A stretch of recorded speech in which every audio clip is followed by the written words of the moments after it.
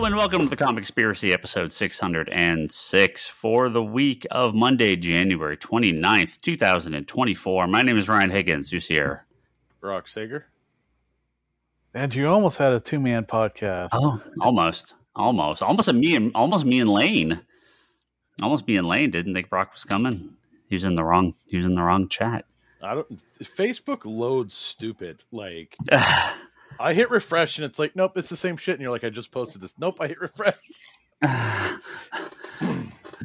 I don't know. I wanted to join our little recording thing, and it was like a blank page. I'm like, that's not good. So I reloaded, and it was a blank page. I'm like, that's bad. So I started a new window, and I'm like, okay, there we go.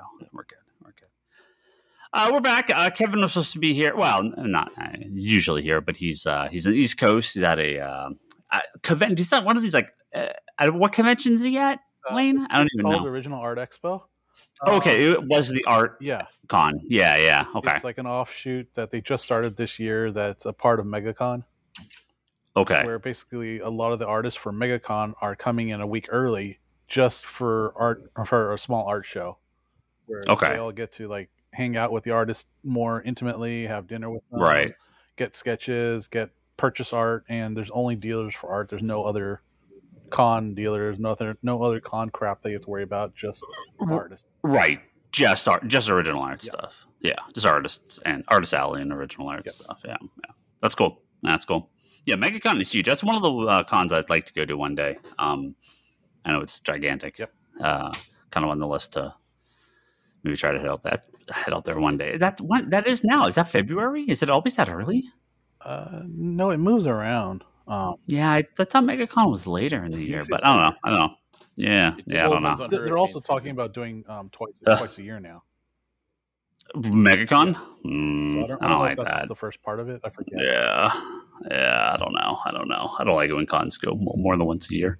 Leave it special. We got some stuff to talk about. Some cool news. Always worth talking about here. We'll catch up with Kevin in a couple of weeks when we're back. Hear about his art purchases. I always like a good con report. Well, speaking of cons, I'll start with this one. This doesn't apply to anyone listening really, but this is more interesting back end stuff. Diamond Comics for many years has run a retailer trade show, a retailer summit that they do every year, and it's done. Diamond's yearly retailer summit is over. They had postponed it. They canceled it. They'd rescheduled for 2024, and now they have just straight up canceled it entirely. They'll continue to do the San Diego Comic-Con retailer lunch and Comics Pro, which is which is now kind of the big comic book retailer convention. I've never been to Comics Pro. I feel like I should go. Every year you say I should go, and then every year you go, I don't want to go. I don't want to go. I just don't. I really don't. Like it's the same every time. I should go to this, and then you realize the retailer should be there. Yeah, see, that's the problem. The retailer stuff is the worst. I do it at San Diego, but I'm like there for other stuff. Here, it's like, maybe next year. Maybe you need a solid crew of an entourage of retailers that you'll hang out with at this thing, so you can add yourself from the rest of it. Yeah, I mean, I always feel like at these things, I'm always very like at the retailer. I'm very like antisocial when it comes to things like that. I'm not very like outgoing when it comes to like in-person events. I know the people I know, and everyone else I'm like, ugh. People like don't know. I don't want to talk to you. I think the information's interesting, and I mean, I'm sure it's good for newer retailers. A few people had reached out asking if I was going, and I'm like, no, I don't know. I don't know. It's really hard. Do you need a buddy to go with you? No, it's. Do you need somebody to go with you? No, I just don't want to go. I just don't want to go. Yeah, I mean, it's hard enough hard enough to do the retailer stuff at San Diego. It's just so painful. I mean, you could always send the other owner of Comics Conspiracy. It's real. Either Brock or Marshall, because depending on who you're talking to, yeah. And I think at some point Lane might have owned it. At some point. Yeah. It's the best way to get off the call when telemarketers call. I'm like, oh, sorry, the owner Brock isn't in right now. He'll be in Tuesday night at 8:00 when we're closed. Tuesday at 8. Why don't you try then? No, I won't. Yeah. Go to Comics Pro, I guess, or go to Comic Con. I'll be at Comic Con doing as little retailer stuff as possible. As long as you can get tickets and a plane flight and a hotel. Well, that is the question. So me and Lane, prior to recording, we're talking about the hotels for Comic Con, still not up, which is, getting later and later every year. For those that don't know how it's worked for 40 years, 30 years, was retailers got tickets from Diamond, through Diamond for Comic-Con. It used to be we got like 2 free tickets. And then it was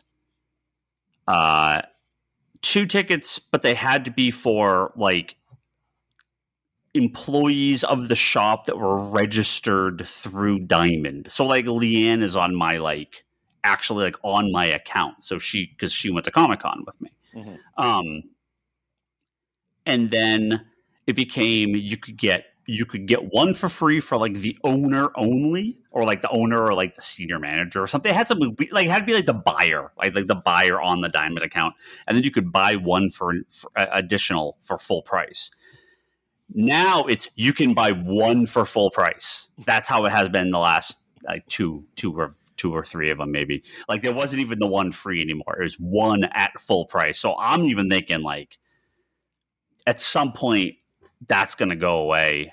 And I don't know. I mean, I guess I'm done with Comic-Con at that point. I'm not getting that lottery. The lotto with the plebes. No way. Like if Lunar does it, or Penguin or someone, like I'll sure. But if I can't get a ticket, I'm fun. Fuck that. No, sorry, Comic-Con. I mean, I guess I could go and do non-hall stuff. I mean, there's still other stuff to do, but it's.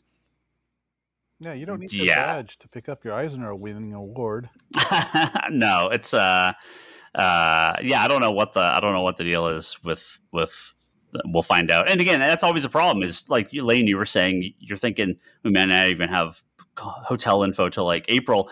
I don't even get those con tickets till like June. So it's like the last minute. So fucking who knows what's happening this year. I guess I should. Also, who knows with all the flooding that's been happening in San Diego? They haven't flooding. Well, that's probably with winter. That won't happen in July. No, but like it's severe flooding. Like it's bad. Yeah, there are videos of the internal center being flooded. Yeah. Oh, really? Of the convention center? Yeah. Eek. Well, hopefully it's all fixed by July. I'll clean it up by then. Yeah. I mean, it's not like Comic-Con brings in any money that weekend. We're still waiting on our registration, because if we get if Toby and I can get our registration done, we could also apply you as well, but we're still waiting on ours. Yeah, I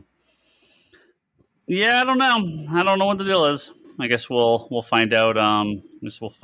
As it gets closer. But yes, Diamond canceled retailer event, one less retailer thing. I mean, there used to be a ton of these. DC used to do them all the time at different conventions. There were always these like retailer road shows down there. Marvel did them occasionally at they did some of these like retailer cons, but there's almost nothing now. It's very little. I mean, this has been an ongoing problem in the comic industry, is just less connection between the retailer and the publishers, and with Diamond gone now, there's just one less. You're just supposed to push the books. You're supposed to order big and just push the books. Well, when it comes from Diamond, what books? You pick up our orders every week, Brock. There's nothing. Do you want to know this week? They shipped one full Diamond box, like a large Diamond box with 2 little ones in it. Yeah. They shipped 2 of those, and all of that stuff could have been packed into. Oh, yeah. Yeah, of course. Yeah. Yeah, no, it's... sorry if you hear noise. I have a washing machine going. Yeah, no, it's real bad. We got like one. my order this week, my weekly order, final order cutoff for Diamond, I'm like, it's nothing. It's sub only, subscription only, no shelf copies, 1, 2, 1, 2. It's like, oh my god, this is fucking dire. Yeah, because it's Marvel, DC, Image, Dark Horse, IDW, all the manga companies, all the major book publishers for gone. International. Yeah, Right. not Marvel, not Marvel, not the Penguin stuff. Penguins, no, just DC and Image. But they do they still do the Marvel stuff? They do. Yeah, if you're a store, you can get your Marvel, you can get everything but DC from Diamond at a significantly less discount. Yeah. I don't see any world in which it's worth it. It's cheaper in every regard from everywhere else, and unless you're literally picking up from the Diamond Hub and you walk next door and get your books, even then it's not cheaper because it's Penguin Random House does like free shipping on books from like Marvel and IDW and Dark Horse, and Lunar's crazy good. So like I don't know, Diamond, I don't know what you're doing. Even Alliance, which is the Diamond, owned by the same owner, by Steve Geppi. Alliance is their gaming company, and we're even looking at dropping that because they're doing bullshit like we order like $100 worth of product, and they put it in this gigantic box and charge us $30 to ship it, and I'm like, what are you doing, guys? Like, this is not $30 to ship. This should be like $6. Like, and you're putting in this giant box. What is happening? So, yeah, I'm like, this would fit in a large priority like box, and that's even cheaper. Yeah, way cheaper. Yeah, it's real dumb. So I don't know what they're doing. Well, I get the palette, and even Elusive stuff. Like, they're spreading that stuff over tons of boxes. They don't need to be spreading it over to. Yeah, so we split up our so we get all our, for anyone that doesn't know the breakdown, we basically, there's multiple distributors now, and we get our stuff all week long from all sorts of different vendors and all sorts of different boxes. Diamond Comics, which used to be the major distributor for everything, which now it's very little. We get this palette, and it used to be 18, 20 boxes, and now it's 1 or 2, and they're like half full or like a third full. They could easily condense all that into one box, and there'd probably still be room. And they're charging per box. They're charging it's $30 to ship each box, even though it's only 15, and even you could have put this in 2 boxes or in 1 box instead of 2. So yeah, it's real scummy. So yeah, we've been kind of, I'll order whatever I have to from them, but I'm not going out of my way to get extra stuff. So it's real weird. Yeah. I remember the days of 5 to 6 large Diamond boxes. Oh, easy. Yeah. And then like 2 or 3 boxes of oddball stuff. Yeah. Yeah. Now, I think Marshall broke it all down. And it's in one, besides the, because this week is Diamond previews. Yeah. That's probably that previews. The catalog is probably 2/3 of our shipment. Yeah, exactly. He didn't even fill a magazine box. Yeah, no. It's always like that. Yeah. So wonder why Diamond's been cutting back on that Summit. Well, yeah, stuff like this they have to. Well, I saw the writing on the wall when they only sent us a one-piece calendar. So 1-page calendar. You used to see calendars. Well, they're cutting back on everything. Yep, so that's what they're doing. Another story here, and there's no news, but I did some math. DC Comics revealed their free comic book day stuff for 2024, and Marvel and all the rest of the stuff gets announced way ahead of time. DC does their free comic day stuff a little different because they use a different distributor. It's kind of not officially part of the free comic day. It's a separate book, but it's it's still part of free comic day. So although we do not have the info yet for what their official standard book is. They have a few other books that are coming out, previews of kid stuff. But the one that more interesting to us, their special edition comic, is the prelude to the biggest DC comic book event. So this is a prelude to something coming up. But it's a story 30 years in the making. What's 30 years from 2024? That'd be 1994. 0 Hour, baby. They're bringing it back. They're bringing back 0 Hour. Yes. God, I can't wait. Oh, some of my favorite 90s crossovers. Oh, yay, on the shitty paper cardstock, or on the shitty cover stock paper. Yay. Sorry. I don't care about that. I just care about 0 Hour. Extant, the zero issues. Jesus Christ. Although all the issues fade to white at the end. They count it backwards to a 4 through 2 1 0. Oh, it's like one of my favorite 90s events. 0 Hour. Come on. They're going to do it. No. What? You don't like 0 Hour? It was. Was 0 Hour of the Wave Rider stuff? Yes. Yeah. It was what's his face? It was with Parallax, right? So that's 0 Hour was in Parallax was going to like reboot the universe, right? Yeah, that's right. Okay. Yeah, I like that. Yeah. That's good. Yeah. Because Extant comes back, right? And he's going to freaking blow up everything, and then Hal comes in, and Parallax is going to yes, dog. Yes, the dog's very excited about 0 Hour, and Parallax is going to reboot the universe and everything. So, because Extant's trying to undo everything, and that's when Green Arrow kills Parallax. Spoiler alert. And it relaunched. Oh man, it launched Extreme Justice.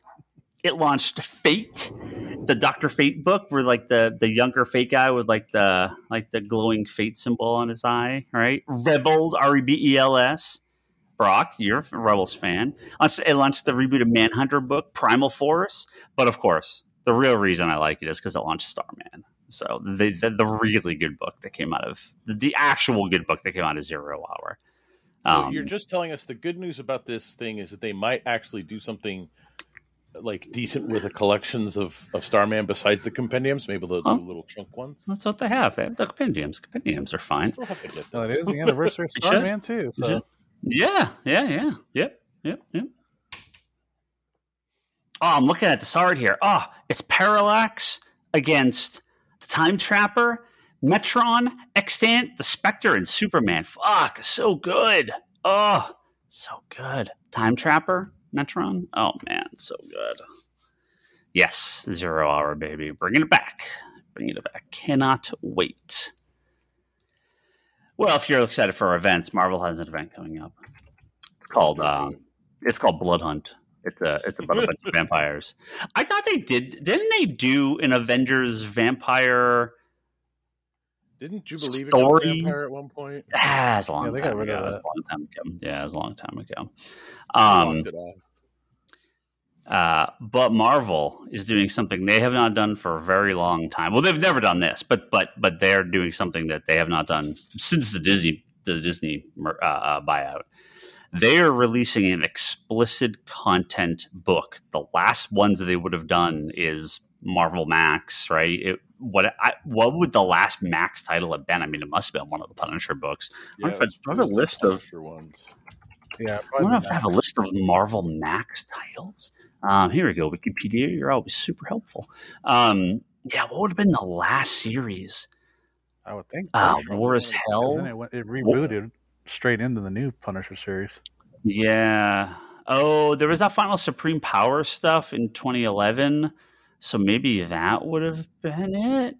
Because all the Punisher stuff got out of Max by that point. There was that Max Nick Fury series when they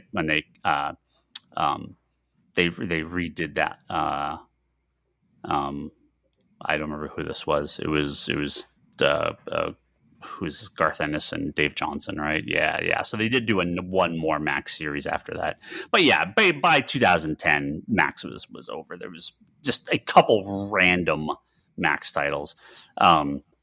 I think it's literally only been the Garth Ennis Punisher stuff that had any specials after, or the Garth Ennis books at Marvel were the only ones after. But they are releasing an explicit content book in Blood Hunt. But no, Blood Hunt is not an explicit content Max title. They are releasing a separate red band edition of Blood Hunt featuring extended scenes, more blood, more graphic violence. So there's going to be a polybagged variant of Blood Hunt, all 5 issues, that will have a mature reader tag with additional scenes in it. So if you're going to buy Blood Hunt, are you going to buy the base standard PG-13 version for babies? Or are you going to buy the red band limited bagged hardcore adult Blood Hunt? That's the question. The 90s are coming back, baby. I'm telling you. So blood, guts, murder. Are they going to do something big? Are they going to do something where, for example, a B-list character is going to get completely shredded, but only in the red band edition? Probably, yeah. Superboy Prime's going to come. He's going to rip off people's arms. It's going to be amazing. DC just put that shit in the comics. They didn't need a red band trailer. They didn't need some side version. They just had Superboy Prime tearing off people's arms right in the middle of the book. No, it's the whole. Hey, guess what? We have a R-rated director's cut of this that we could release at the same time, which we're going to try and capsize on both. But it's like, yeah. Like, is there going to be any buzz behind the thing anyway? And if you're going to, you're putting out a PG-13 and an R-rated at the same time, what is this, Rebel Moon? Yeah. There was a promo item on our order form this past week to get Blood Hunt vampire teeth from Marvel. They disappeared over the weekend and were not available to order today. So I don't know what happened with that. I don't know if that was by accident or leaked, or got on our list early, or what the deal is. But at one point, Marvel was considering giving out fake vampire teeth with Blood Hunt #1. So maybe they're going to redo it and it'll be out in a week or two, and they'll put it back on the order. I think it's going to be like a director's cut.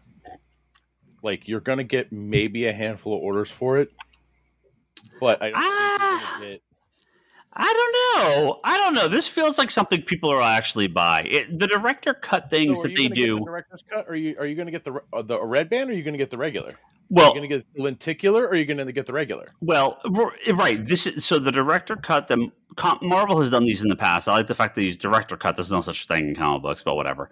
They could call it the creative cut or editor cut or whatever. But sure, director cut. Those came out later, right? So they would do those director cut. It was the book, but then it would have the black and white, the sketch pages and scripts and yada yada. Those are cool, but they're they're kind of like the super fans only. This is coming out day and date with the regular book. This will be on the shelf next to the standard format. I would think this is the real issue, and the other version is the kind of normal one. So I feel like this is going to be the standard edition. At least that's how I'm looking at it. I can't expect the base version will be the more popular cover. We'll see though. We'll see. I mean, that's what I'm gonna do. Is this will be the version that's attached as the main cover. So I don't know. We gotta figure out how we're gonna handle it on Comic Club end, but so you're gonna do you're treating the R-rated one as the one that's the main, and the other one is. Let's see. So here's the announcement. You're treating it like Deadpool, and then the Deadpool PG-13 is the one that Yeah. Here, if you want your kids to read it, buy that one. Right. So it says the polybag version. The polybag. Polybag to keep those weak of heart from experiencing its intensity. The red band pages. That alone made me want to throw up. The red band pages are really interesting to me. This is Pepe Larraz, the artist. They allow me to convey the dark, violent, bloody tone of this particular story and flex new muscles that I haven't got to use in a superhero comic. So there you go. Additional pages and more graphic art, too explicit for the regular edition. Oh, you know what's going to happen, right? They're going to give us those blood-stained covers like they had in the 90s. I just want a bullet hole straight through the comic cover, right? That's what I want. Just a solid circle. No, you can see right through. 2 fangs. For this one, it's not a bullet hole. It's two fang bites. Yeah.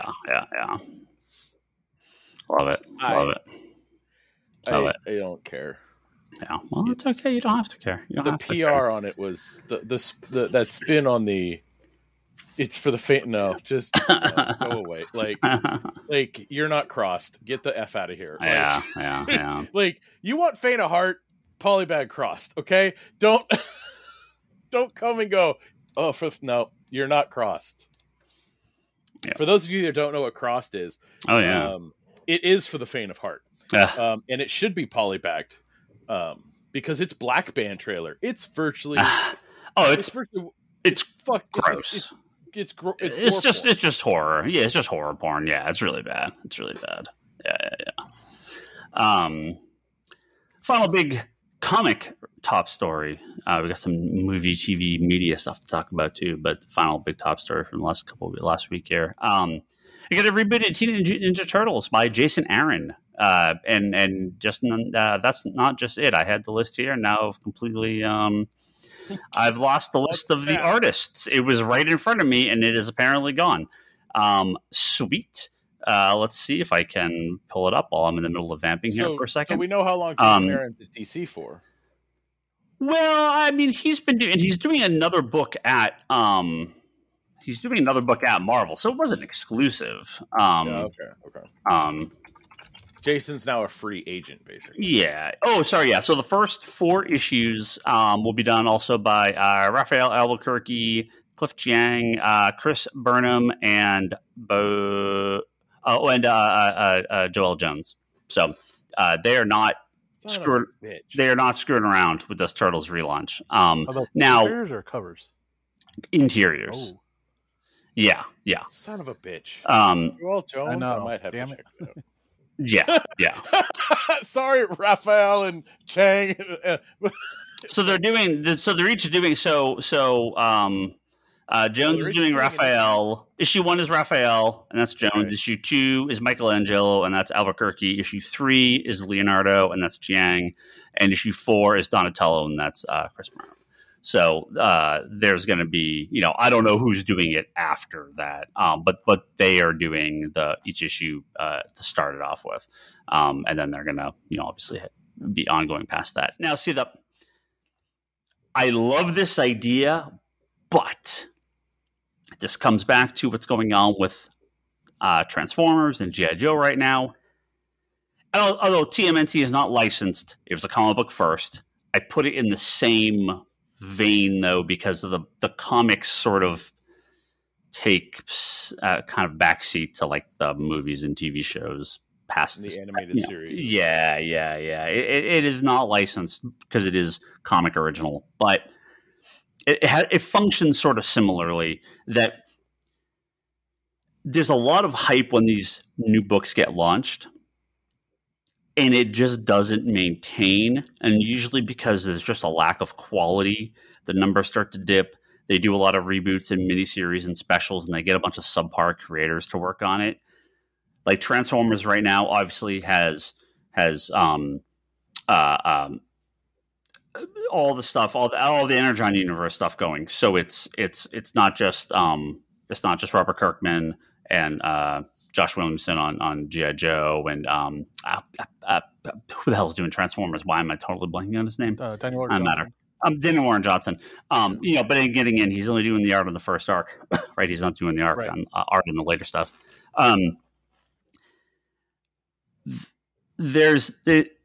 The comics are never seen as real because it's always the media stuff is what's real. The comics are just sort of like these like side story things.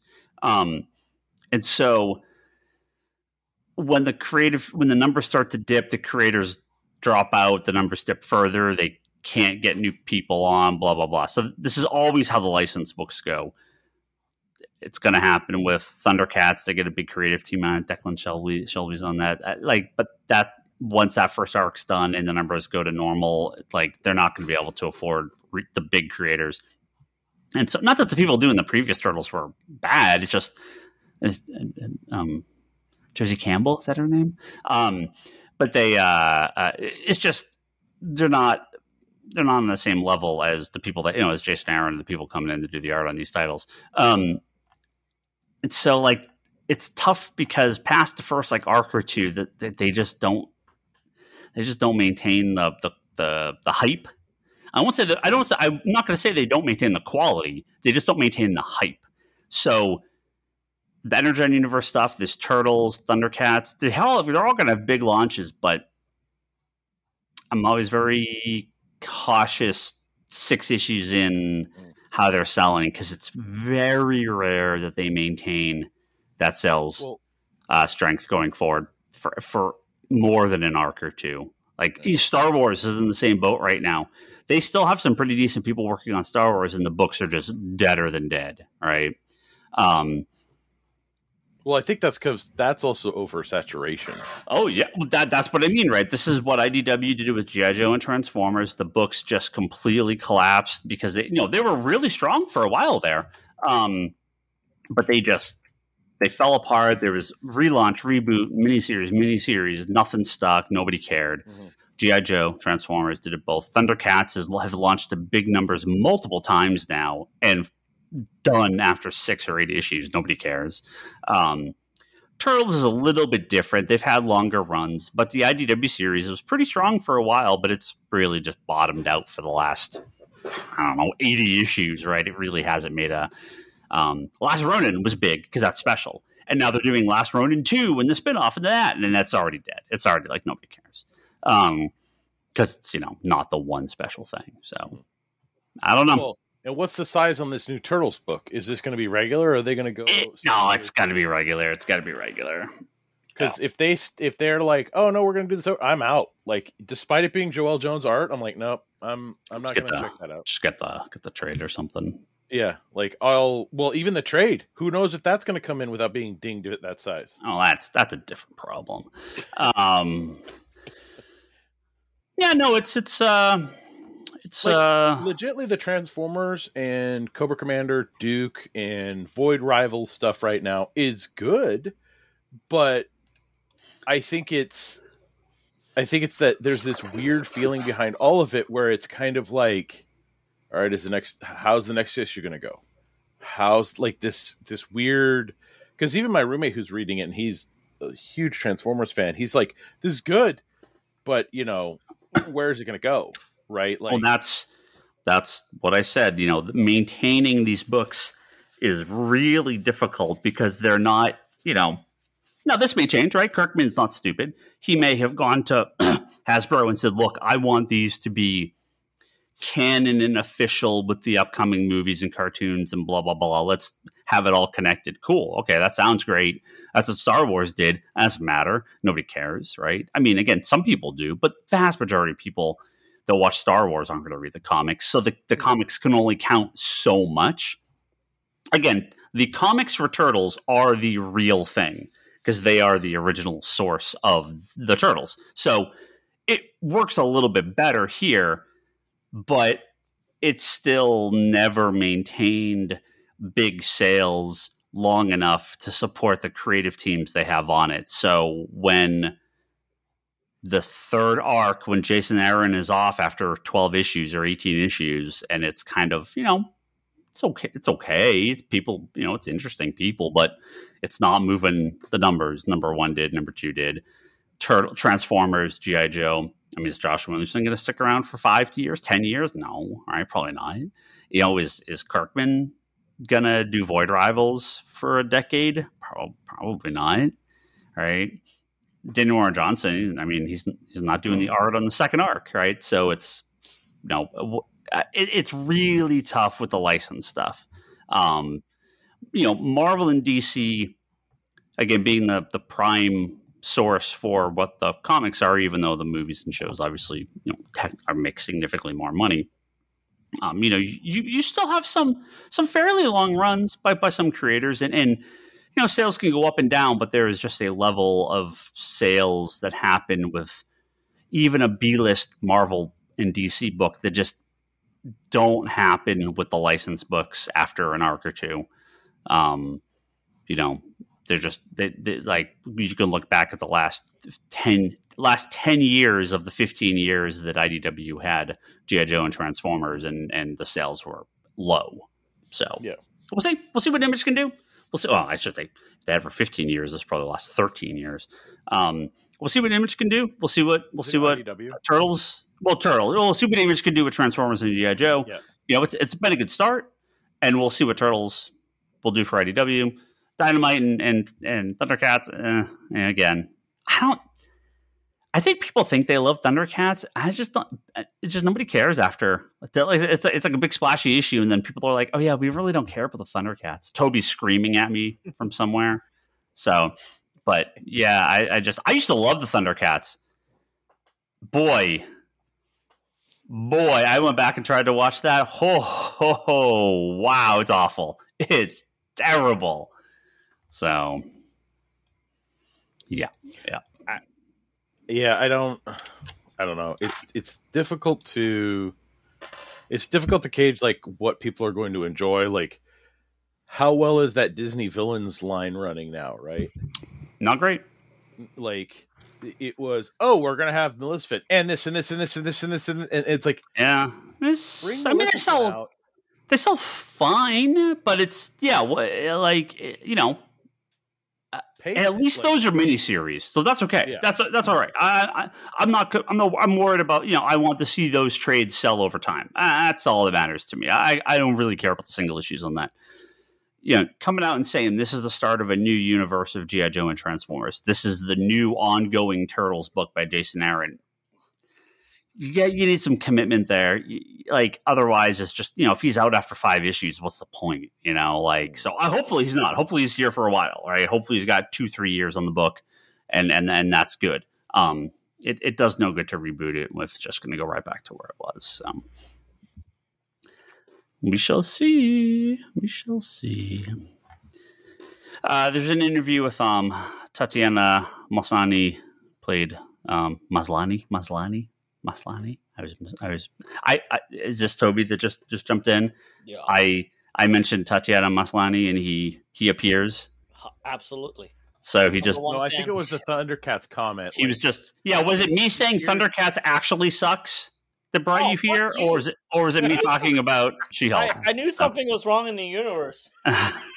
So if you were about to start talking smack about Tatiana also, I'm going to fucking kick your ass. No. I was going to say she came out and had an interview where they were talking about how it's very likely that there will not be a season 2 of She-Hulk. Yeah. Did you see how much to spend on that show?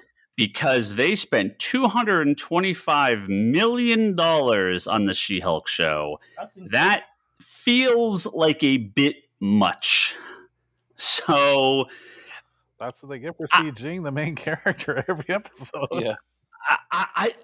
There's Disney, you got to figure this shit out. Now, it could be that they are laughing their way to the bank. They are making money hand over fist, and they are just riding every tax write-off available and gaming the whole system, and they could care less. And sounds more about right. And more power to you if that's what's happening, right? You won. You beat the system. Congratulations. You found out a way to siphon money from yourself and pay yourself and tank everything around you, but it doesn't matter because you're a giant golden parachute and you can go live in your bunker with fucking what's his face in Hawaii and go be a doomsday prepper.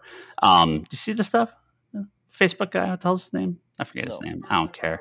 Yeah, what's his name? Yeah, Mark Zuckerberg. Sure, there he is. I know he owns an island. He has some like doomsday prepper cult bunker in Hawaii now. So good job, dude. Great. Anyway, yeah, $225 million for... No, I don't want She-Hulk Season 2 if it costs $225 million either. Like, what's the point? Are you wasting your money on that shit? It makes no sense.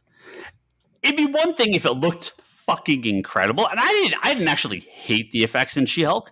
I just figured they got it. They're like, oh, well, we get the shit end of the budget. Here's $25 million. Have fun. Here's the season 7 Flash CW, or here's season 9 CW Flash special effects team.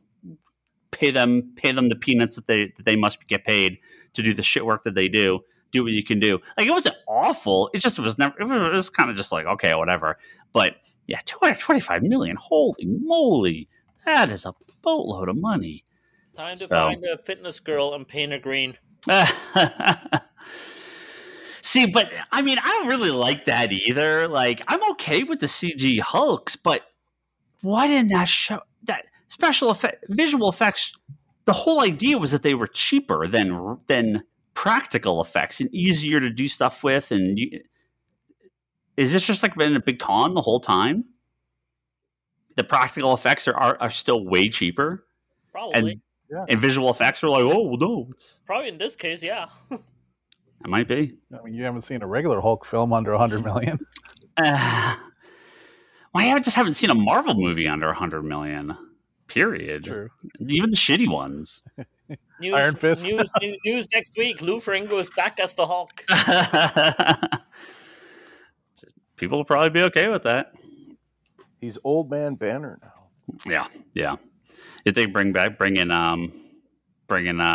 Maestro and it's Lou Ferrigno. Lou Ferrigno.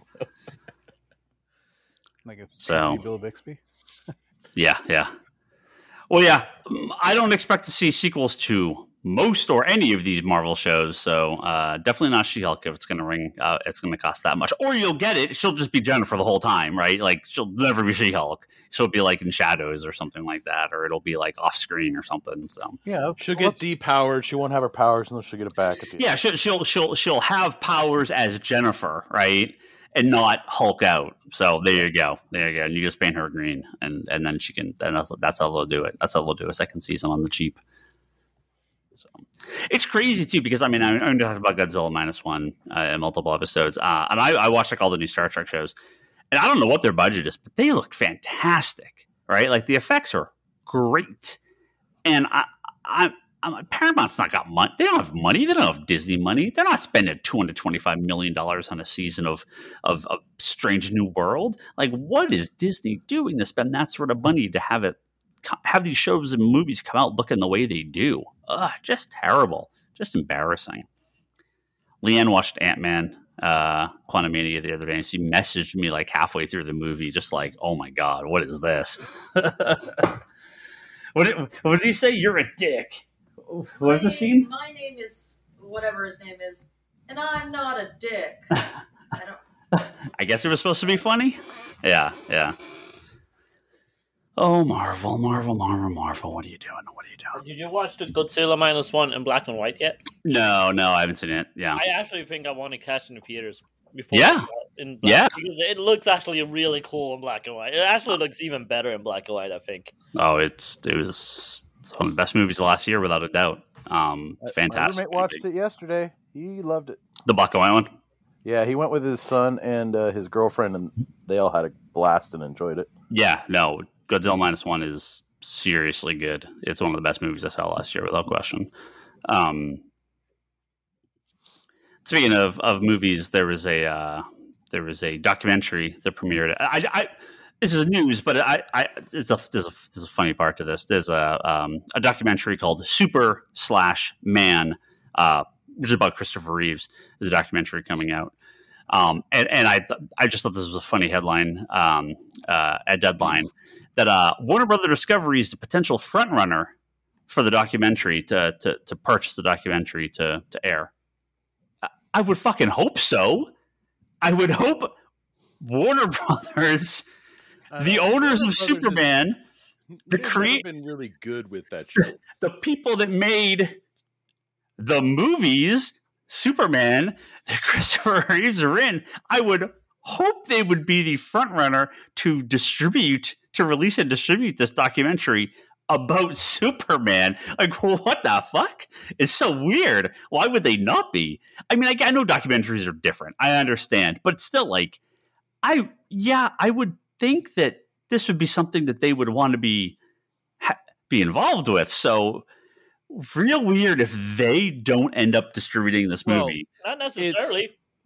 If another studio gives them a better deal, I don't blame them taking the better deal. No, right. It's also about Christopher Reeves first, not Superman first. Superman is just the title because he played Superman. Sure. So I understand all of this. Warner Brothers should win this Yeah, but there's the battle and spend the money to have this movie because it's about Superman. It gets crazy to me that there's a world in which they're not the ones that get this. So that's really strange. Really, really strange. Brothers hasn't made the best choices sometimes. No, they haven't. It's just a really bizarre. It's really strange. I saw that and I just laughed. I was like, yeah. This leads into the I hope they do. Them, right? What's that? Well, this will lead into the other stuff with them where they want to go full pedal to the metal with IPs going to games. Well, this right. So this was a big story on Variety, which again, I mean, you've already heard about. You've already seen some of this, especially if you follow the video game industry at all. But an even funnier wrinkle today. So this was a big article in Variety about what Warner Brothers is trying to do, to continue to Warner Discovery is trying to do to continue to get out of all their debt and all the merger blah blah blah stuff. And one of the biggest, it is the biggest thing in the world is video games. It makes more money than the movie industry, the music industry, everything else, right? Video games is the biggest industry in the world. And so Warner Brothers video game company is, Warner Brother Gaming or Games, Warner Brother Games, I think it's just called. They've had some big hits. Obviously, the Arkham games, Mortal Kombat's really big.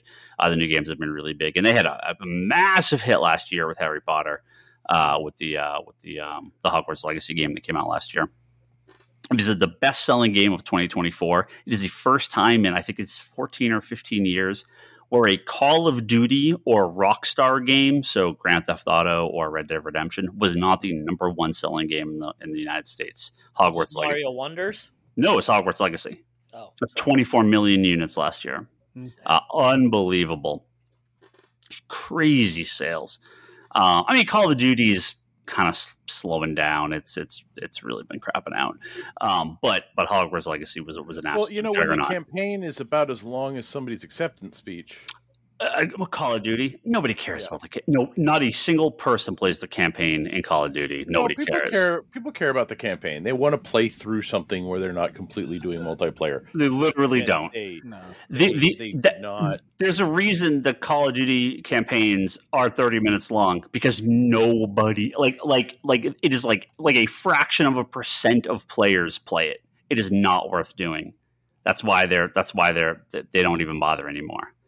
Well, so in the video game, I love video games. Talk about video games all the time on Geekbox. I work in comics. I have a better understanding of comics. Video games, my brain's always kind of broken by how some of the stuff works. But I pick up enough stuff through knowing Ryan Scott and Geekbox people and people in the industry. So the big push over the last few years has been for live service games. So things like Fortnite and things like that are always on, right? It used to be like World of Warcraft, MMOs. Now you have things like Call of Duty, which is multiplayer constantly all the time. Madden, which is all online, right? Diablo 4, all online. Online combat and Mortal Kombat. EA Sports, or EA FC, the football sport, took over for FIFA, right? All that stuff, multiplayer, blah, blah, blah. And so DC tried this. The Gotham Knights game totally sucked. Nobody wanted it. They've been trying to make the Suicide Squad game now for a decade, right? And if finally it's coming out, it's going to be horrible. They don't even have review copies out. I saw that the today or something, where it's like, yeah, we can't review this game because they haven't given us any codes to actually play it. What I understand from the people in the press that I'm friends with, review copies will be sent the day the game comes out, which is always horrible, which means they know the reviews are going to be horrible, right? Oh, yeah. And today, early backers, if you bought some special edition game, you got the game today. The deluxe edition. You could start playing today. Yeah. They had to take the game offline because it was broken.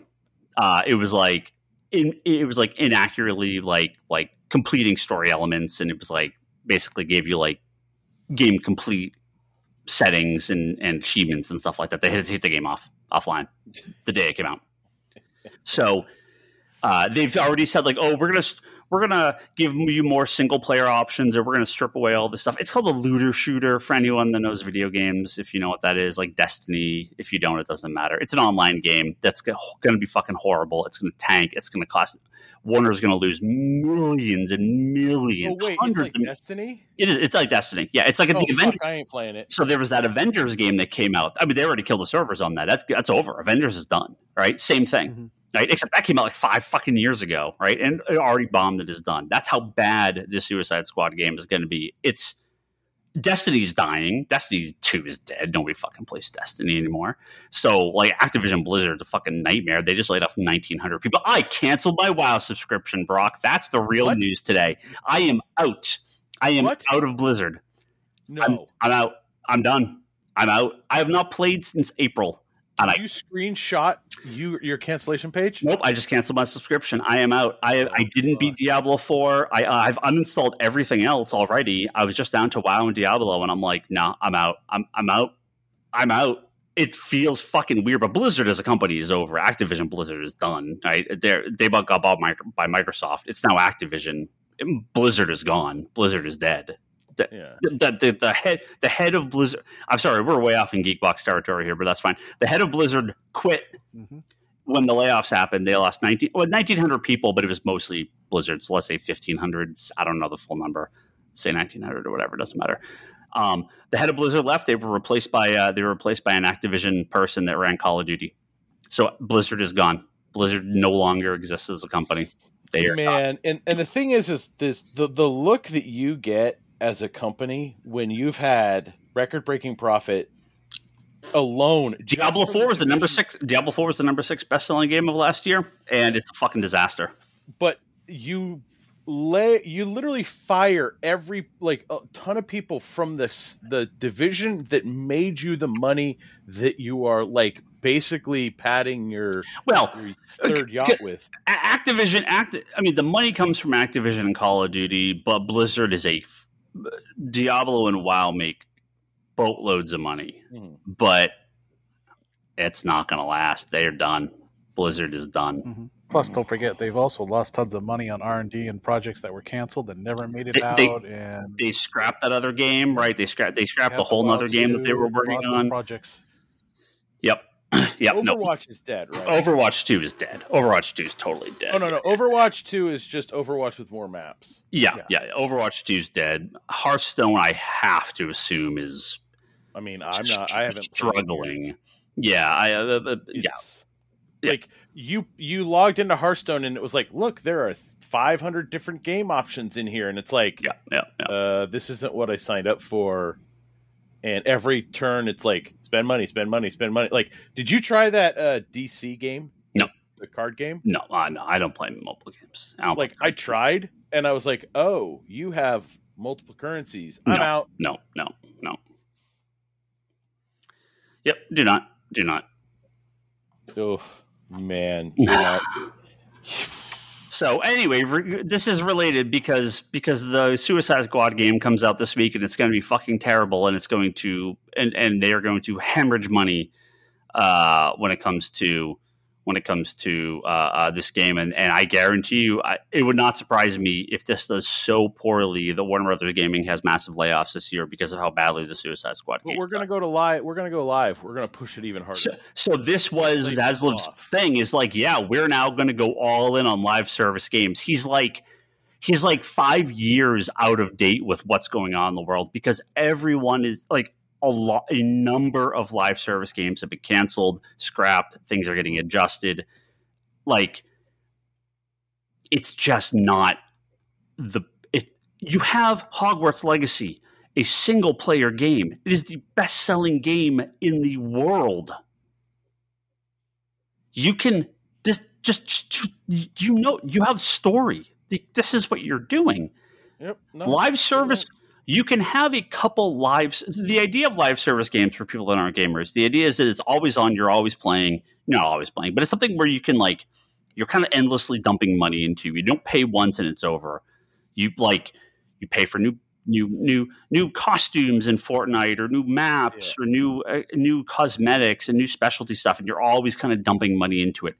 It sounds great, but you can only get away with a couple of these. You have Fortnite, right? You have like Call of Duty, you have like a GTA Online. You have FIFA or EA Sports FC now. You can kind of get away with a couple of these, but the market can't support like 1,000 of these. No, and I'm sorry, fucking Suicide Squad is not. I mean, and with Suicide Squad, hold on. This is my last rant. And I'm done. You guys say whatever you want. Your last rant. Suicide Squad. If you guys seen the trailers, they all run around with guns. Harley Quinn with a gun. Okay, fine. Deadshot with a gun. Okay, fine. Captain Boomerang with a gun. What? Killer Shark with a gun. What? Huh? Okay. They're fighting Brainiac as the villain. Okay. And what Brainiac's plan is he mind controls the Justice League. Brainiac doesn't fucking mind control people. He bottles cities. Mind control? Why is he mind controlling the Justice League? So the Suicide Squad are fighting in the Justice League in the game because they're mind controlled by Brainiac. Well, that's not a thing that happens. The first character that's coming in as DLC, this is the first character that you can pay extra money to bring into the game. Of the entire roster of the Suicide Squad you could bring into the game. Now, if you know the answer, don't answer. If you don't know the answer, take a guess. What character is the first character being added to this game via DLC that you can play as? For the Suicide Squad. The Suicide Squad. So it's King Shark, it's Harley Quinn, Deadshot, and Captain Boomerang. Those are the four that are in the game. Who is the first character being added to this game? The Weasel. Okay. Who else? Take a guess. I mean, Polka Dot Man. Polka Dot Man. Okay. Lane, got a guess? I might know the answer, so I'm just holding on. Yeah. Okay. The first character being added to the game is an alternate reality 20-year-old Joker. Oh, God. Is it the one from Gotham? I don't know. Actually, Leanne just laughed at the back when I said that. Why the fuck is the Joker? The Joker has nothing to do with the Suicide Squad. Why is the Joker in this game? Why is an alternate reality version of the Joker in this game? What are you doing? Does anyone... Can someone working on the Suicide Squad please walk down the hall to DC Comics and ask any of them to borrow a Suicide Squad graphic novel or 3 and just be like, hey, can you tell us characters that are in the Suicide Squad? Because we clearly don't know who these characters are, what they do, what their powers are. Can you help us write a story that makes some sort of sense in this? Yeah, if it was Starro, done. Perfect. Well, Starro controls the Justice League. Done. Excellent. Fantastic. No, it's because it's Brainiac controlled by Starro, but you don't find that out until later. They're not that smart. They're not that. No, you're giving them way too much credit. No, I know. I don't believe that's true. No. Well, what's funny is when they first announced this game, I was excited, and then as time went on, I got less and less excited. It looks horrible. To the point where I went, oh, maybe I should look at some game reviews or something. And then I look, there's no game reviews. And I'm like, why are there not game reviews? No. And then it's like, oh, because and then you say it's this type, and I'm like, oh, I don't want to play that type of game. Yeah, no, God, no. Wait, no. Yeah, good luck. Man, if they had actually done a Suicide Squad game like Batman Arkham City, oh my God, that would have been amazing. Oh, that'd be fucking great. I would love it. Well, I mean, that's basically what it is. The difference is that it's a 4-player on the rail version of it. Yeah, no, it has nothing to do with Arkham. It is a multiplayer online shooter. So all you're doing is you're collecting guns, and it's Borderlands. Basically, it's a Borderlands version of Arkham City. It's Destiny. It's Destiny. Destiny's different. Destiny is an RPG. It has RPG qualities. It's a little more class based, all that stuff. Borderlands it's basically a loot chase, which is what you're saying. You're just getting loot. It's. But I mean, the whole thing is just be able to jump in and out with your friends to play the adventure through, and that's kind of the whole point. You know what? You know where I can do that with Suicide Squad characters in Fortnite, if I have those skins. Yeah, but that's different kind of gameplay because the whole thing is Fortnite. You're trying to be the last man standing as opposed to playing a co-op game, unless you're playing co-op last man standing, I guess, but it's still last man standing. Yeah. I don't know. I'm not. It doesn't seem interesting at all. I think the concept was interesting. I just heard that the execution's been a little flawed, and they've had a lot of technical problems creating the servers and keeping them maintained, and the connections are having a huge issue right now. So I'm not surprised. But two things. One, this is being made by Rocksteady, if I'm not mistaken. Rocksteady is not part of. That's not. They can't go down the street to get to Warner Brothers. They're not next to them. It's Warner Brothers' game. I know, but it's no. I don't believe they're owned by them. They're just contracted to them. It's Warner Brothers' game is putting this game out. Right. You should have someone at DC working on this game. No. They could tell you what fucking Brainiac does, because it's not mind control of the Justice League. How do we know? Well, I don't know. My other question about that was, could it not be the Brainiac you're thinking of? Because I was thinking it might have been Brainiac 2 or 3. Because isn't 2 or 3 Real Docs, and isn't he a brain controller? I'm not going to put this much effort into it. Well, okay, whatever. But other than that, I was going to say also, you're saying that like games are all online, but don't forget, we're also talking about like 90% of the mobile market is built that way right now. That's where the money is for mobile.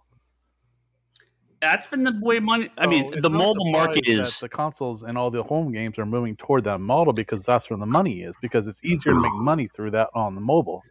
They've been trying, but man, console and mobile are just not the same. No, mobile games are a completely different beast. Right, but at the same time, the big games, like you said, Fortnite and all these other games, have found success doing it.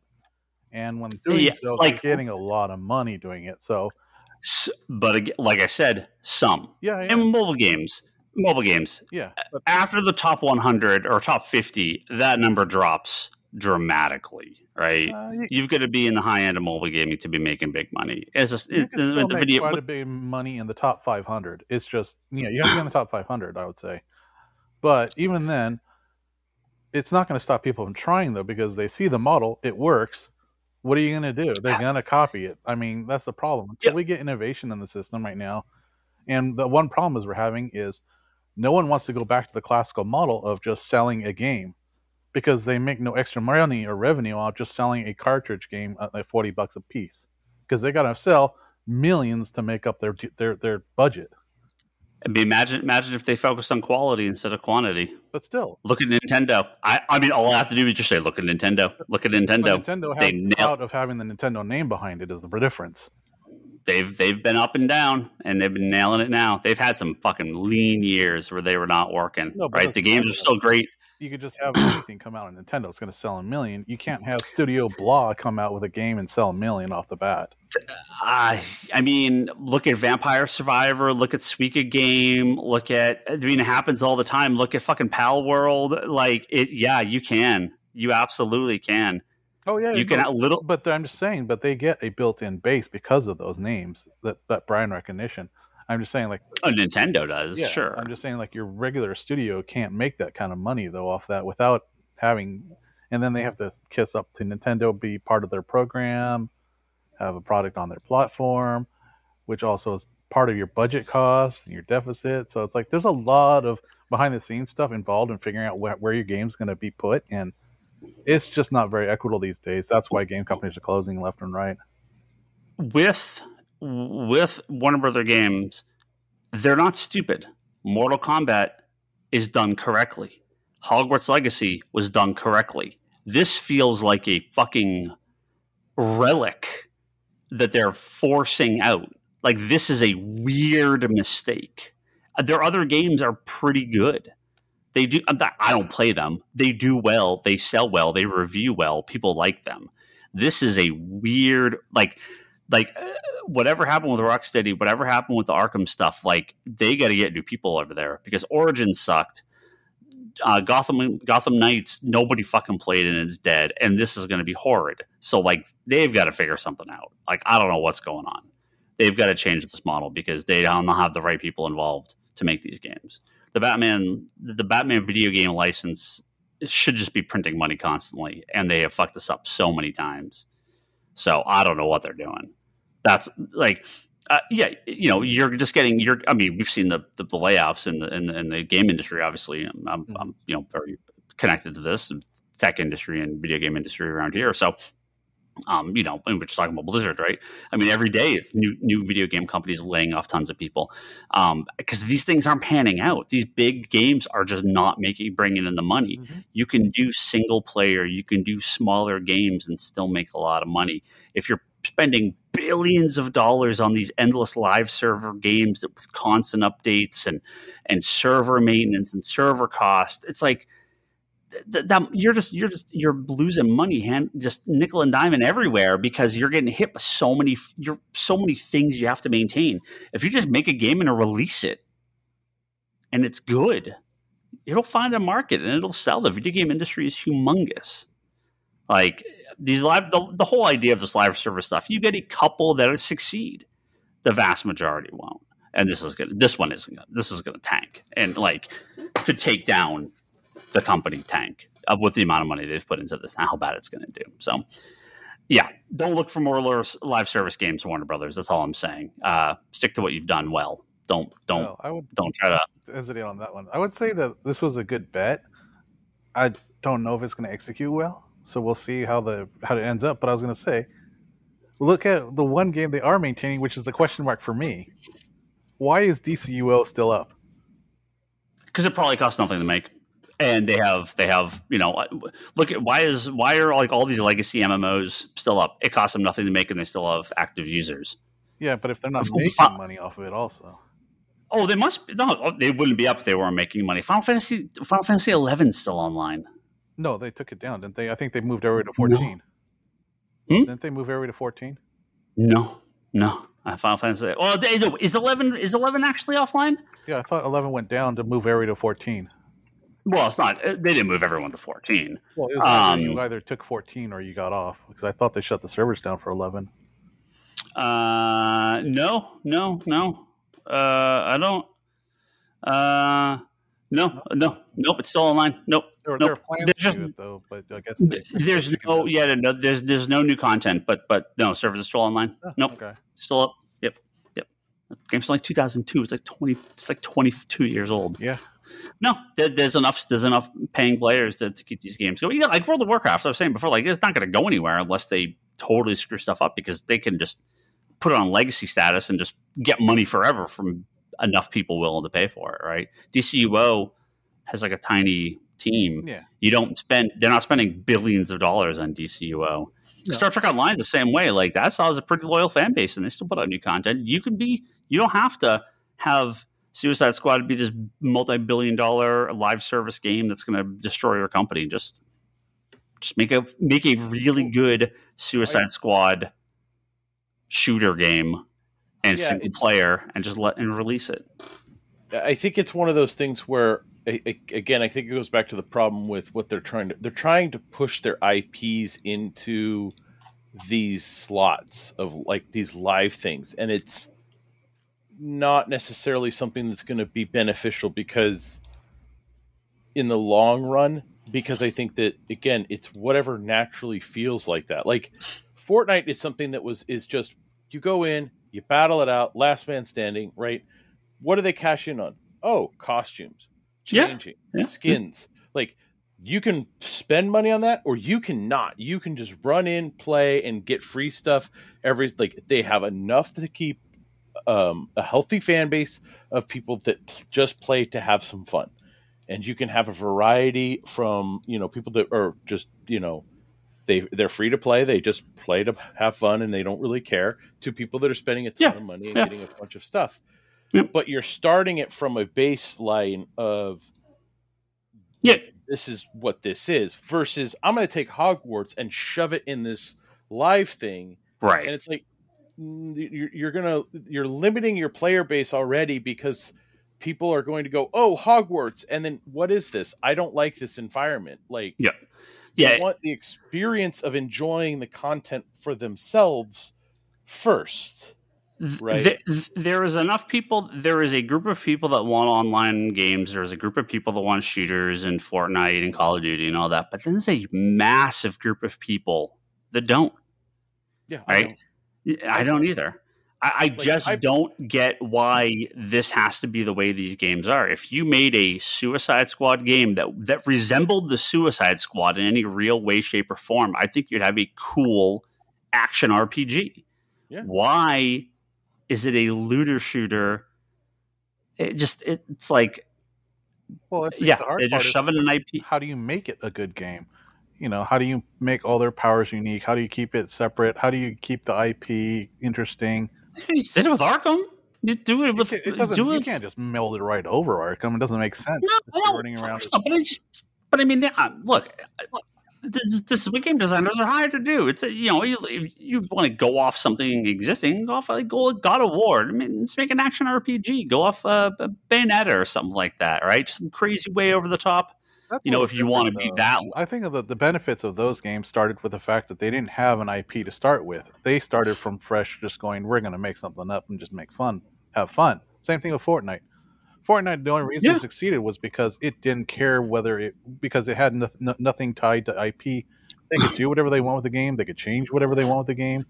And, people flocked to it because it was free and they didn't have, there's nothing saying this or that. You had fun later with, the Thanos glove and all that crap, but, it wasn't specifically tied to the gameplay. Oh, no. Licensed stuff is really hard because you have to figure out, that's why the Arkham games are so good, because they're like, what can we do with Batman? They were great. They were good stories. They were good worlds. They used his abilities well. Yeah, I don't want some God of War Suicide Squad game, but that's an easy out, right? You want to give me a Suicide Squad game? Give me some Metal Gear Solid stealth missions. Give me some political thriller story-based game. That's what I would want. I don't know if that would sell, but that's what I would want. So did any of you play Guardians of the Galaxy? No, it looked horrible. I heard it was okay, but it wasn't bad. I actually enjoyed playing through it. I mean, it's once you get used to the voice actors being different and kind of that and Avengers at the same time, I was like, these they look terrible. Like if they were stylized, I'd like them. They just looked really bad. So like I gave it a try and I played through it. I played the whole game. I enjoyed it. Like it had the Guardians feel in it. Yeah, it was corny at some points. But for the most part, I was like, okay, I'm enjoying this. Like, I'm having a good time. And the story was really well done. And it was, again, they focused on making a quality game. And then versus, because I think they learned from how bad Marvel's was, or the Avengers was, right? Because I didn't even try that one because everyone said it was so bad. No one did. Yeah, it was pretty harsh. But like my roommate tried Midnight Suns and he said that one was fine. Mm-hmm. Again, a game that just got like way lost in the shuffle, and nobody played it when it came out. But I've heard nothing but good things about it. So yeah, it's possible to take these IP and kind of put them on top of other franchises and do something interesting with them. But this is not it. Like the idea of these always online, live service games, like people are turning away from them. You have a group of people that are in, but it's not just a endless printing money when it comes to these games anymore. And it's just bonkers to me that they've stuck with it. I think they would have just completely killed it and removed the online service entirely and just try to make a good game. But that's not what they did. So, hey, before we get out of here, one last news story. Before we fully become a Geekbox episode. Toby doesn't know anything we're talking about because all he does is log on and plays his Nintendo Classic stuff on the Switch. I see you logging in all the time. How do you know what I play? Because it shows me what you're playing. God damn it. Toby's playing the Nintendo Entertainment System Classic. Ryan's stalking you. Hell yeah. And all I'm playing is Zelda because it's the only game I've played for like a fucking year, and I'm still got 100 hours to go in it. I really should just buy NES and give up the Switch because all I play is Dr. Mario. Switch 2's coming, baby. Switch 2. It's coming soon. We're going to hear about it soon. That's the rumor. I'm ready for it. So, hey, we got our Supergirl. Geekbox episode? Or? Oh, it'll be a Geekbox episode. We got our Supergirl. Supergirl, Woman of Tomorrow, has been cast. Millie Alcock, who's from Game of Thrones, The House of the Dragon. She was the Rhaenyra. second actress that played her, right? No, first. No, wasn't it the kid? She is the kid. She's the younger one, not the older one. Not the little kid. It's not that little. There was like a 15-year-old. Yeah. I mean, Doctor Who wanted to shag her, so she's not that little. She's like the 15-year-old. Yeah. Well, okay. Yeah. Was there not a little kid? No. Yeah. Well, yeah. Like the first episode. Yeah. So she was one of the Rhaenyra, Yeah. right? Yeah. For House of the Dragon. I mean, she looks good. Yeah. Sure. Yep. Yeah, she was good in House of the Dragon. Just good in House of the Dragon. Yep. Sounds good to me. Like, I don't know. It's human with skin. So I'm good. House of the Dragon was a thing. I never watched it. Oh, it's good. House of the Dragon is really good. Yeah, if you were kind of turned off, I mean, I liked the end of Game of Thrones. It was fine. But if you were kind of turned off with the end of Game of Thrones, yeah, House of the Dragon is really good. Yeah. Maybe I'll get a month subscription to HBO Max, but then they'll have pulled it off the server when I do it. Probably not. That's going to stick around. I think that's going to stick around. So, yep, Superman's coming. Supergirl's here. Are cast, and we'll have more Supergirl. What is that? 2026, I think. It's like 2 a year.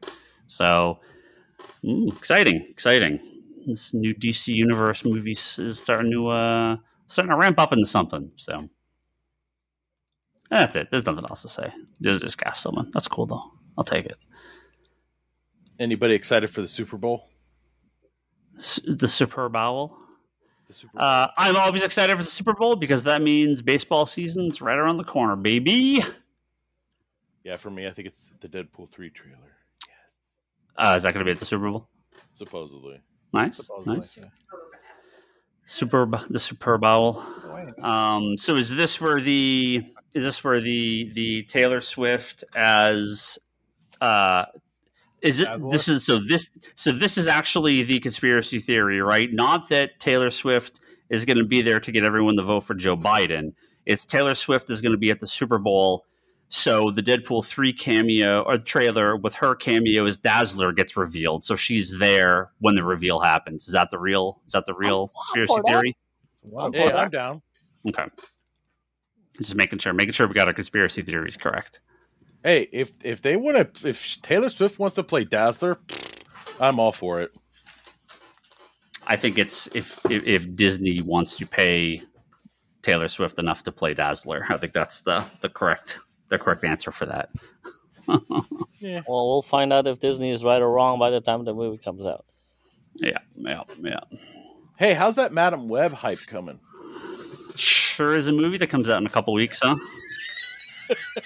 Man, it is. Look, not that I love Dazzler as a character, but it is tougher to know which is worse: Taylor Swift as Dazzler or Lady Gaga as Harley Quinn in the same calendar year. That is some pandering bullshit right there. Again, that's all I'm going to say. We're going to wrap up. We're going to wrap up this conversation. Wonderful podcast. I'll leave on that. Hey, thanks to Edward at geekyvillain.com, Joe Duff, Kelsey May, Craig Anderson at the Executive Evolution Podcast, and Jimmy Rivera at the Social Forum Podcast. Thank you all for your continued support. Patreon.com/comicconspiracy. Head over to comicsconspiracy.biz where you can kick us a couple bucks and purchase some cool comics. You've got some stuff, pick up it at the store, graphic novels, trades, discount books, all that stuff. Meanwhile, anthology.com is where you can find the anthology that we all worked on for Comics Conspiracy's 30th anniversary. So buy copies at the store or at meanwhileanthology.com. You can go to conspiratobrock.com. That's Brock's website where he posts all his videos. You can check out the Wanderers in the Fourth Dimension podcast. That's Charlie's Doctor Who podcast. Kevin Sharp's weekly interview series called Between the Panels at fanbasepress.com. And my wife, Leanne, her art's at leannehill.com. And you can purchase her art, prints and commissions and all that at etsy.com/shop/Leanne Hill Art. If you're on Blue Sky, we're on there as well. I'm Ryan Higgins. Brock is Brock Sager. Toby is Toby XI. He never checks it.